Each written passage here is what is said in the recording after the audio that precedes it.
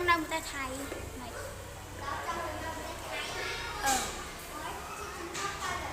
chạy cho nên ta lấy ăn tranh nuôi đường ai ha